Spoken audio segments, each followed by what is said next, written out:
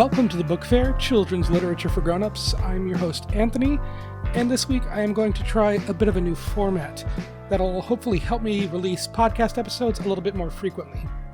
I still do want to do book reviews, but I am short on free time to produce those, so I wanted to come up with this new format where I start with a conversational introduction like this, and then roll into my current reading journey, and after that, talk about recent articles that I found interesting related to children's literature, and then wrap up the episode with recent releases that are worth keeping an eye on.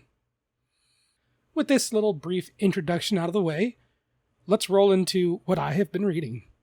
Recently, I've started listening to audiobooks while at work, and they are pretty good for helping me consume some more stories. The two that I finished most recently are The Stand and It, both by Stephen King. Stephen King has always been a strange author for me. His writing is very good, but something about it always feels slightly abrasive. As a horror author, he does an amazing job. His characters are always fleshed out, and yet there are some moments that just give me the ick. The Stand was a very solid book. It will be staying with me for a very long time, especially since I also just started watching the Fallout series on Amazon Prime. The novel It was also very good, but is a difficult one to recommend. It is just one big trigger warning for all kinds of things. However, as an audiobook, it was great. I loved it. I loved it a lot. Now for what's on my Kindle, I have recently started reading The Relic of Whomspire by Sasha Gajic, and this takes place in a distant future where humans are forced underground when the Earth is struck by an asteroid. I won't give away too much because I really do want to do a full episode on it later on.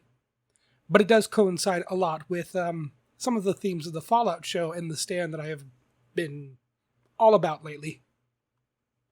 Now let's move on to some interesting headlines.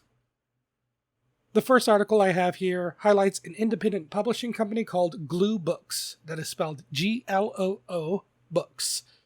It was founded in 2021 in Los Angeles by Karen Chan, coinciding with her first book called What's That?, a picture book which is illustrated by Baisha Tran.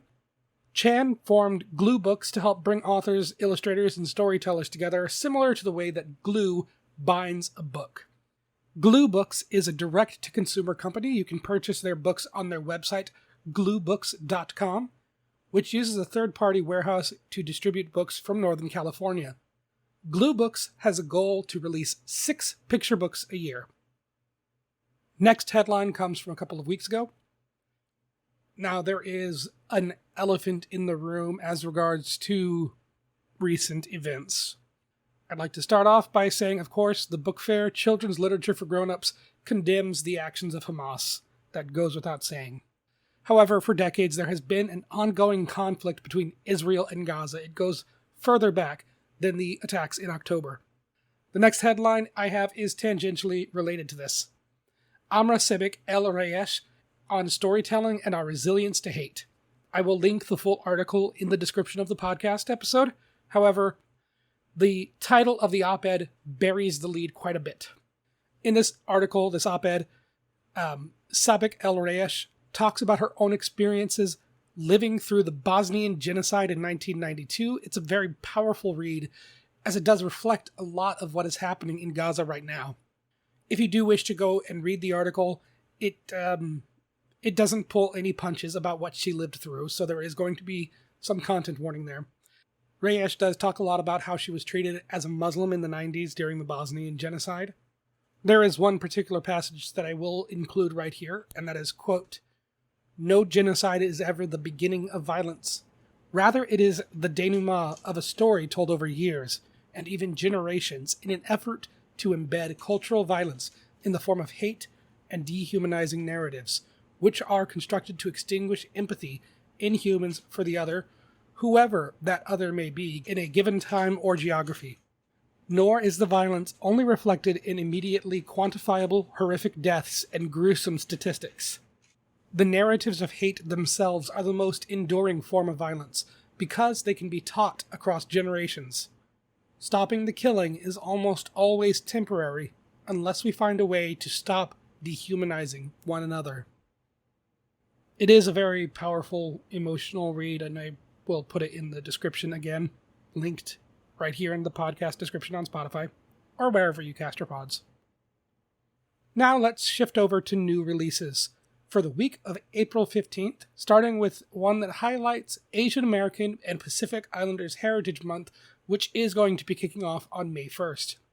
We Who Produce Pearls, an anthem for Asian America by Joanna Ho. Bold pop art style, graphics, and lyrical phrasing distinguish this powerful picture book inspired by specific figures, events, and movements in Asia and across Asian diaspora. Per an endnote, throughout we statements, we who dream, we who seek, we cultivate. Hint at a rich history, described more granularly in dynamic lines and through back matter. We Who Protest, for example, reflects on themes of empire and colonization. In reiterative, thoughtful text, Ho builds to a meaningful idea that we hold justice in our mouths and spit it out. Illustrator Phingbodhipakkiya's crisp, bright-hued digital images possess a rich intensity, showing dozens of portraits depicted with various skin tones amid stylized bursts of flora, landscapes, and natural elements.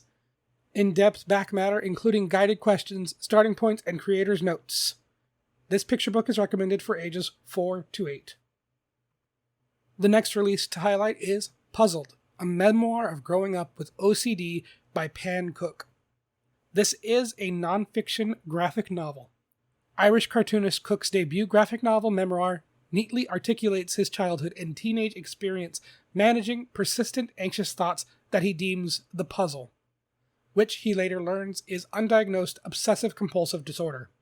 The novel's clean, unadorned art style enhances the persuasive verbal and visual jigsaw metaphor, which clearly evidences the creator's lonely hardship as his numerous attempts to solve the unrelenting puzzle fail. At first, 10-year-old Cook, who attends Catholic school, engages in an extensive bedtime prayer routine, only tucking himself in once his Hail Marys feel right. At 12, intrusive thoughts insist he must run up the stairs or risk his family dying horrifically. When, at 14, he begins counting calories, a compulsion soon results in an anorexia and hypochondria diagnosis that eventually leads to him uncovering a piece that fits a description of OCD. In a closing chapter, Cook shares his first experience attending therapy, provides a digestible introduction to OCD's multiple forms and symptoms, and dispels common myths about the disorder, explaining that people who like cleaning and organizing are not a little OCD, because no one with OCD enjoys what it makes them do. This graphic novel is recommended for ages 10 to 14. The final release I'll highlight for this week is Dear Wendy by Anne Zhao, a young adult novel. Wellesley College freshman Sophie Chi runs the well-established Instagram romance advice column Dear Wendy. Classmate Joanna Efron, meanwhile, has just started posting as Dear Wanda, a less serious but still sincere competitor. Each is named for a Wellesley stereotype. Wendy's are considered perfect type A's, while Wanda's are perceived as sloppier, someone more likely to skip a class or three. Though they're rivals online, they soon discover that they have a lot more in common than they realized after meeting IRL in a women's studies class. Most notably, they're both aromantic and asexual. They each help the other through their individual dilemmas. Joanna hates it when her friends get romantically involved with people and often wonders if she'll always feel alone, and Sophie wishes her Chinese immigrant parents understood her identity better. Via Sophie and Joanna's alternating POVs, Wellesley student Zhao creates a realistic setting at a women's college, full of angsty queer students caught in the throes of romance, self-doubt, and self-discovery, culminating in a gently sweet aro-ace rom-com. This novel is recommended for ages 14 and up. This concludes the recent releases that I wanted to highlight. However, these and more synopses are available on Publisher Weekly's website. I do thank you so much for listening to the Book Fair Children's Literature for Grown-Ups, and I hope that this short but hopefully more consistent format is something that people are interested in. If you do wish to support the podcast, you can do so by simply following on Spotify. The podcast does have a social media on Threads at BookFairPod. If you'd like, you can also leave a review on iTunes. You can also rate the podcast on Spotify or wherever you cast your pods. If you do wish to help out monetarily, you can go to patreon.com/thebookfair. That is fair spelled F-A-I-R-E. Thank you so much for listening, and as always, I'll talk at you next time.